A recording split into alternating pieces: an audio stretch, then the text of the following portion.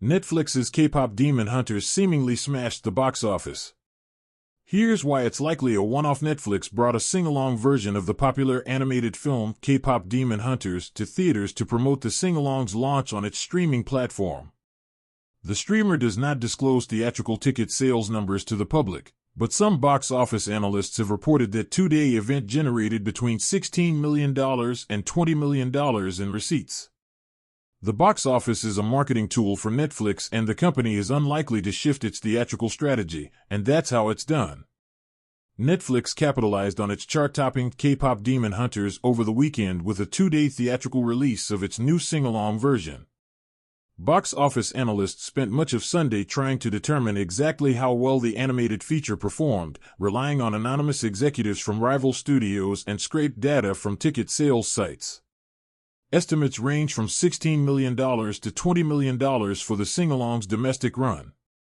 That's smaller than recent domestic theatrical re-releases like Star Wars, Revenge of the Sith, and the 15th anniversary screenings of Coraline, which generated $25 million and $33 million, respectively, but higher than most re-released films including Interstellar, which snared $15 million in late 2024, and Pride and Prejudice, which tallied $6 million earlier this year.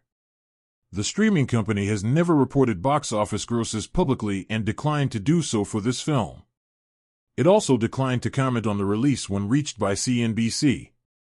But the buzz has Wall Street wondering whether Netflix may change its tune and push further into theaters.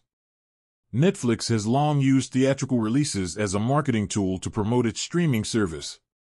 The company's strategy has always been to host content on its platform for subscribers rather than broader audiences on the big screen, and it rarely delays releasing works in the home market in favor of a theatrical run, except when it's looking at awards contention or special occasions. K-pop Demon Hunters is the most recent exception. But experts say it's unlikely to rewrite Netflix's rules. It absolutely does not change anything, said industry analyst David Poland. It's all about events for Netflix. There's a lot of talk in the cinema business about eventizing film, basically making the theatrical release a spectacle or a can't-miss event.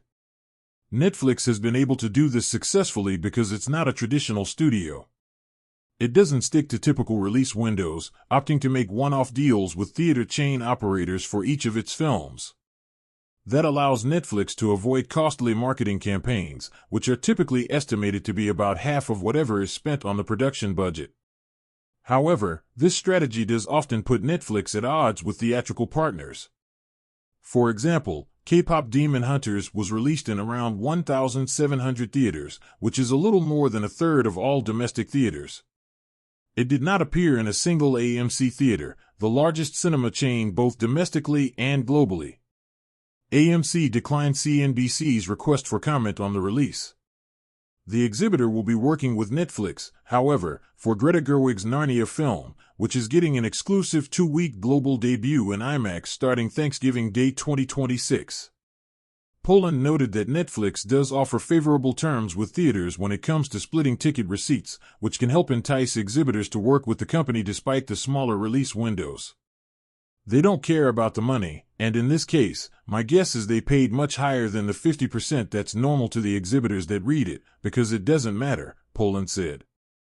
It's not enough money to matter to them.